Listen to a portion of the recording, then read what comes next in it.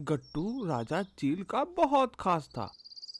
वह राजा चील के पास काम किया करता और कालू कौवा भी। राजा चील बड़े दयालु थे और वे गट्टू पर बहुत विश्वास किया करते।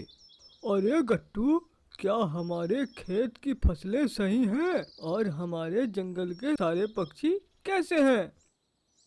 सब बढ़िया है राजा चील, खेत भी और पक्षी भी। वाह वाह। अच्छा गट्टू, अगर किसी पक्षी को जरूरत हो तो मुझे जरूर बताना। कोई भी परेशानी नहीं होनी चाहिए हमारे जंगल में किसी को। हाँ राजा साहब, मैं आज फिर जंगल जाऊंगा और सभी से हाल चाल पूछ कर आऊंगा। आप कहाँ इन छोटी मोटी बातों पर ध्यान देते हो? मैं इन सबको संभाल लूंगा, कोई भी दिक्कत नहीं होगी आपको। ये बोल गट्टू जंगल की ओर चल पड़ा। वह हर घर घूम घूम कर सभी का हाल पूछता हुआ रानो मौसी के घर पहुंचा। अरे रानो मासी, सब ठीक है ना? कोई दिक्कत तो नहीं? दिक्कत तो है गट्टू बेटा, मेरा घर बहुत कमजोर हो गया है। अगर राजा साहब से कहकर थोड़े अच्छी लकड़ियां मुझे दिला दे तो मैं अपना घर बनाऊं। अच्छा अच्छा, ठीक है, मैं बात करता हूँ।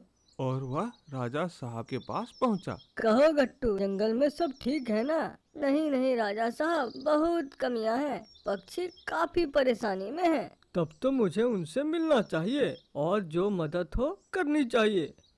अरे राजा साहब, इसकी चिंता आप न करें, मैं सब संभाल लूंगा।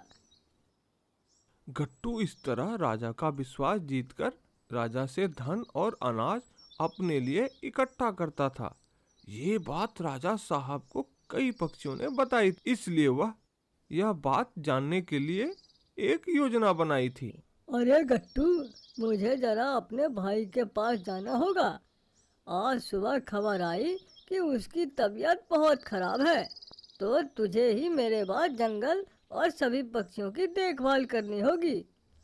अरे महाराज, आप निश्चिंत रहिए, मैं यहाँ सब संभाल लूँगा। आप जाइए और अपने भाई का ध्यान दीजिए और अपने भाई को देख कर आइए। उसके जाने के बाद गट्टू की मौज आ गई। सबसे पहले राजा का आधा अनाज वह अपने घर भरने लगा। लकड़ियां उसने दूसरे जंगल के पक्षी को बेचनी शुरू कर दी। इसी तरह से चलता रहा। कुछ दिन बाद राजा जब लौटे तो उसने देखा अनाज की बोरियां आधी थीं। जब गट्टू को पूछने के बाद गट्टू ने कहा, महाराज, आपके जाने के बाद मैंने जंगल में जिनको कमी थी उनको लकड़ियाँ और अनाज बांट दी। तभी रानो मौसी वहां पहुंची और बोल पड़ी, अरे गट्टू, मैंने तो लकड़ियों के लिए तुझे काफी पहले बोला था। अरे रानो मौसी, अभी बस तुम्हारे बारे में ही बात कर रहा था। आज मैं तुम्हारे पास भी लकड़ियाँ पहुँचा दूंगा। तभी बाकी अन्य पक्षी वहां पहुंचने लगे। अरे अरे, सभी यहाँ क्या कर रहे हो? कोई बात हो गई क्या? तो बता, क्यों आए हैं, बता। अरे मैं क्या बोलूं?